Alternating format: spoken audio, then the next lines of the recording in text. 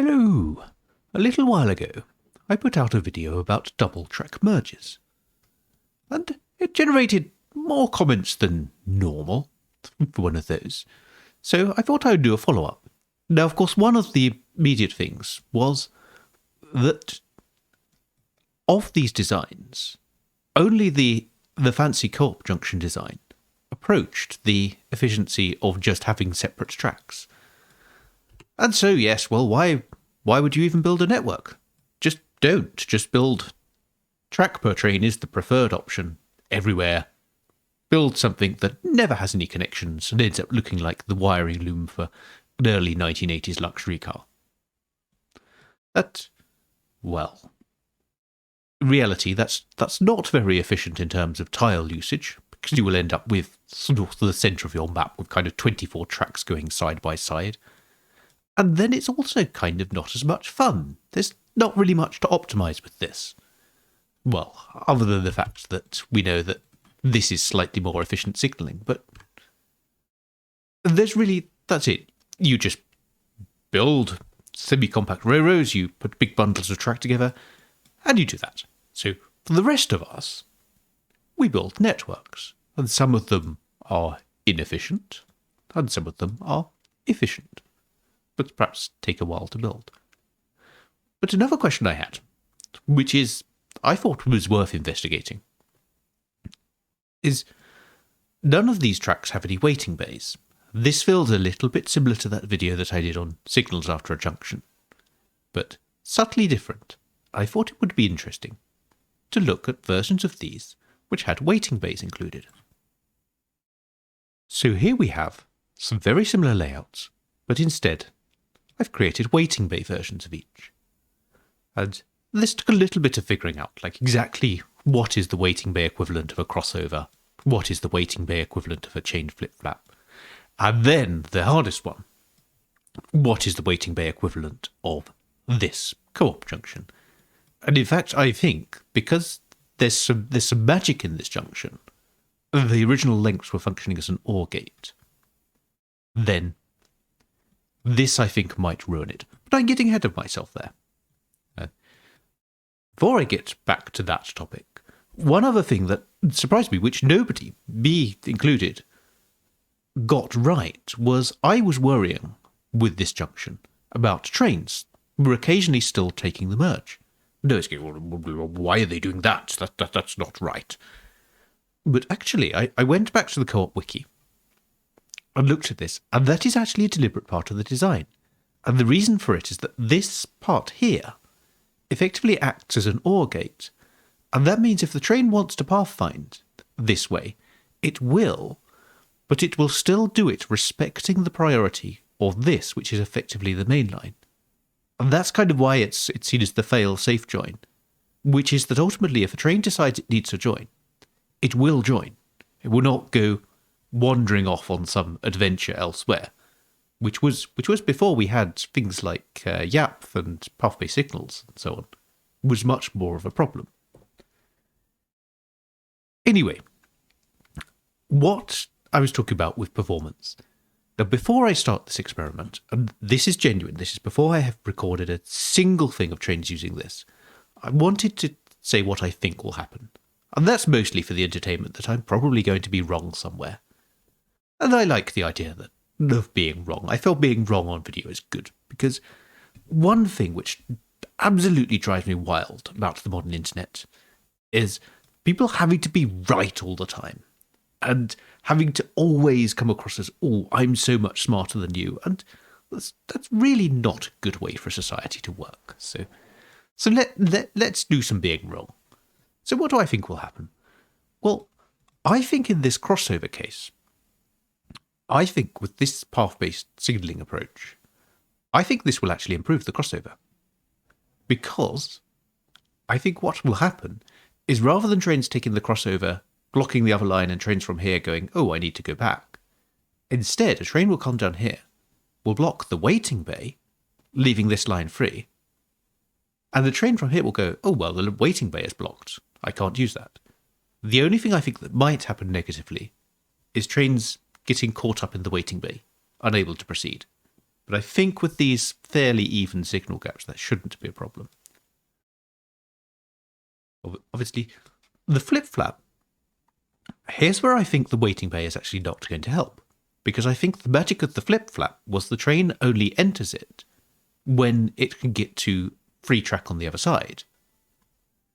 Whereas with this, there is a free track which the train will consider as free, even if the exit isn't going to be free. So I think this might actually worsen the flip-flap. I think the flip-flap might benefit from having a shorter track. And then finally, this. Well, I already said what I thought was going to happen with this. I think the carefully tuned magic of this OR gate, of this section, is going to be disrupted. I think it might still perform okay, because there's still quite a lot going on. It's effectively sort of just a similar version of the flip-flap that I built, just with lots of kind of junk and signalling. But yes, I don't think this is going to achieve its original heights of super high performance. These are the numbers from my previous video, by the way. So we saw building your network like the 1980s luxury car electrical loom is obviously the highest throughput, but you can't share track at all. It'll also cost you a fortune in infrastructure maintenance. So let us start the trains.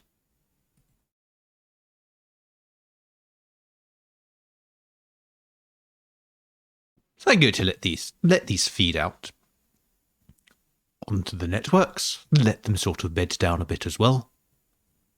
And then we're going to reset the scores and see what happens. So you're going to let that run for a little while. You're going to let that run maybe until April. No, I don't want the Tim. Disrupt my experiment. So while that's running, let's see if there's anything interesting we can see. Well, I don't know if you caught that. Something quite fascinating happened. A train went into the crossover and then went straight back out. Why did that happen? Well, this is not semantically the same as the other junction, the simple crossover, because the train can come in and then come back out. And it's very hard to make a junction that's semantically the same with this waiting bay.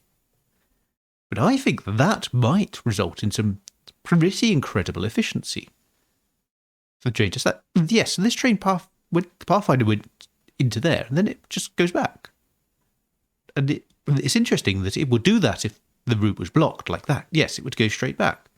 So I think this might actually be a bit of a throughput star for its complexity. And then the flip-flap, you don't see anything majorly bad happening. Obviously, the stations are quite busy. There doesn't seem to be much changing over. So the other thing that might happen is that this may end up making these two work more like the independent tracks, just by providing kind of pathfinder penalties for the train's switching track. Then there's the failsafe joiner. Again, very sort of similar. We're seeing with those waiting bays, the trains just don't really want to swap. So we're into May. Let's have a look at what's happened with the results. And this is quite fascinating. So the control sawmill, 3,300. No real difference to what we saw with the previous experiment. No surprises, there's no real change to that. The crossover, this weird thing where the trains are effectively acting as two independent tracks, that is now at 3,200. So in this instance, that helped a lot. That had stopped the whole train swapping over problem, which this never recovered from. The change flip-flap is actually doing slightly better. It's interesting that it doesn't do as well as the crossover. And why is that, you may ask? Well, one of the things that actually makes the crossover seem to work quite well is this thing where a train can kind of commit to changing lanes and then go, actually, no, I don't want to. My lane is blocked. I'm going to go back to my original lane. So, yes, see, this stops that, and that means that train doesn't block that, whereas the flip-flap version it would block this train. So that's why the flip-flap has slightly lower performance. And then the FSJ, the failsafe join, well, it's about what I expected, working the same as the flip-flap. This is not the whole story, because we also have the other situation of, what if this was more like a realistic network? What if we had waypoints so that the trains had to visit both sides of the station on their journey? So I'm going to go and set that up and see how that changes things when trains are actually forced to take these junctions. Here we are again with a very similar setup, but this time this is behaving more like a real network. So the trains are ordered so that they go via one waypoint, then to the drop-off station, and then to another waypoint. And this simulates the effect of a network where you have multiple loading stations and trains sharing the network and needing to get across the junctions. And you can already see from this that more trains are using the junctions. So we should expect some drop in throughput. Let's have a look at what's happening. Let's reset the storybook to start with. While this is running, let's have a look. So the crossover is showing some interesting behavior here. And something fascinating about this thing of the waiting bays. If you remember the video that I did about signals after a junction, one of the discoveries on that was that if you leave the gaps, then it doesn't matter if all the trains are going to head in the same way, because all that will happen is the first train will stop, and then the trains behind it will be blocked, whether or not it was able to get across the junction or not. And a similar sort of thing is happening here, which is this train wants to swap, but it has to wait for this train to go through the waiting bay. So with this crossover, even with a waiting bay in it, it doesn't really help with the trains can block the track. What it does help with is the unnecessary flipping and flapping backward and forward. Because the trains will only go this way if they absolutely have to for Pathfinder reasons. So otherwise, if it's not needed for Pathfinder reasons, for example up here, they will quite happily drop back to their original side and then try again later. But you can see this is blocking. Once we get to the kind of the last chance saloon, as it were, you see that the trains are just waiting to take their turn. And this really doesn't have great throughput. In fact, because they're waiting for this long signal gap in the waiting bay, I think this isn't going to be great. Let's have a look at the flip-flap. Now, the flip-flap has an interesting property compared to this, which is kind of the same as the short version compared to the crossover, which is trains can only enter it to get from one track to the other. So A to B, or B to A. There's no A can go to B and B can go to A from the same junction, which means there's no contention over this waiting bay here, because only the trains from this lower track are going to use the waiting bay to try to get to the higher track. So I think that might perform slightly better. And this sort of what used to be the co-op junction, but I think now, because we've wrecked up all of the logic gates or whatever, I don't think that's much different than the flip-flap. And in fact, we're seeing problems here with the trains wanting to enter. And look at that. This was the same as when we had this as a forced merge before, but even worse, which is this is waiting for a priority to become free, and it's never becoming free. So it's just not happening. And bear in mind, this can't just be replaced with path signals, because that is actually how the failsafe joiner works. So I think the waiting base on this, we just messed up the junction royally, but we already knew it didn't work for the forced changes. This only really worked as a joiner when the trains had a choice. Let's run that a little more. Let them go through. And of course, we've got the control experiment up here. Same as ever. We expect it to still be the same as ever. Let us have a look at what's going on with the sawmills. So, yes, exactly what I expected. This has just completely novel disjunction. That didn't work at all.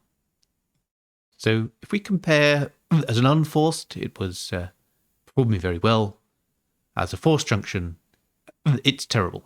It's 1876. That's down with kind of single track. Actually, we know that just one of these will perform at 1800. So this has been utterly ruined. But that's because it has a long signal gap and all sorts of mess there. The crossover. So let's go back up to the crossover. Well, this actually has kind of helped it. This performs, I'm surprised by this, because this looks like it's terrible. But I'm actually somewhat wrong about this. No, I'm actually really quite wrong. And you can see why I was wrong. Because while this looks like it's utter chaos and it's not working, in actual fact, there's multiple ways for trains to make the switch, and switches can be happening over here while this is blocked. So while there's some inefficiency from this, there's also some efficiency gains from it, where the trains are able to cross multiple points. Whereas this, there's only one point they can cross, so it gains from the trains not blocking each other that way, but then loses from the fact that they can only, if they get to here, they have to take this. There's no choice at all. Whereas this, the trains are most likely to have been able to get to their correct path before they get to there. So there's what looks like a lot of stopping, but actually it's quite decent. One last thing to try is, let's even up the signal gaps. So this stops this being a waiting bay. And this is why I didn't do this, because I know that immediately what I will get is, oh no, that's not a proper waiting bay, you didn't leave a gap, despite the fact that I've done videos about signal gaps. No, that will happen. I'm sure we'll probably have a good old repeat of the, oh, you're using path signals, the reason it's not working is your CPU usage is too high, or something. That, by the way, is probably the number one OpenTTD myth, is path signals actually have lower CPU usage than block signals, because the Pathfinder can cache things as it goes through. So the Pathfinder can actually store the paths. It doesn't need to do that. And I'm just going to update this, because I know that this is now so far away from the co-op design that it's not even worth considering it as the same thing. But let's see what happens when I replace this with path signals. Just as a sort of, as a bit of an experiment. I don't know what's going to happen. I assume this might make it just more equivalent to the change flip-flap. So let's do a reset. Let's go back to here. So this now with more even signal gaps, is this helping you? Well, I'm not sure. I'm going to wait for the scores for this, because I actually think that's a bit too close to call. It looks to me slightly like it's going better, but I'm not certain. The fact that trains can kind of enter here. Let's have a look. Let's go to the stores. Yes. In fact, this is a repeat, and this is kind of not anything that I haven't covered before, just with different layouts, which is that the signal gap is really important. So making this not a proper waiting bay of a train that enters it fully and waits in it, but just an alternative track, actually does help the throughput. That's gone up quite respectably. That's gone up to sort of 2,800. Same with the chain flip-flap. That also 2,800. And this, interestingly, is not quite as good as the other one. So it's still not quite equivalent. Still not quite the same junction. And I think there's probably, there's still some magic going on with block signals and gates and things that we've just kind of wrecked this by meddling with it. Should just put it back to how it was. But yes, here is the conclusion to that of, do waiting bays help? Well, let's think about this, because the unforced versions, they really didn't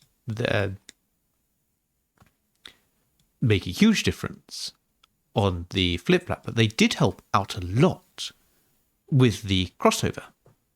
There's massive improvement to the crossover because it made the trains operate more like this. As pure waiting bays, when we actually forced the trains to act like a network, none of these really performed well. But actually getting these back to the normal signalling distance, they did work well. At that point, they kind of ceased to be waiting bays. They become more intermediate tracks, but I think that does help. So, in terms of simplicity, I think probably the design to build is going to be this sort of crossover version of the chain flip-flap. And that does, by the way, compare very favourably to the unbayed version of it, because in the previous experiment, the chain flip-flap, when we had the trains using this as a network going to different directions, it was only about 2,500. So this is actually quite a useful boost, these little intermediate tracks. So at the end of this, as I said, that I was quite happy to be proven wrong, and I am indeed somewhat wrong, because this, while as a waiting bay, it wasn't useful. As an extra track, as a sort of buffer, this is actually useful. But we're still going back to that very, very important thing of no matter what, the most crucial thing is even signal gaps, making sure that the effective distance between signals is always the same. And with that, I shall see you in a future science. And I hope that when we get to commenting, we're also happy to be proven wrong.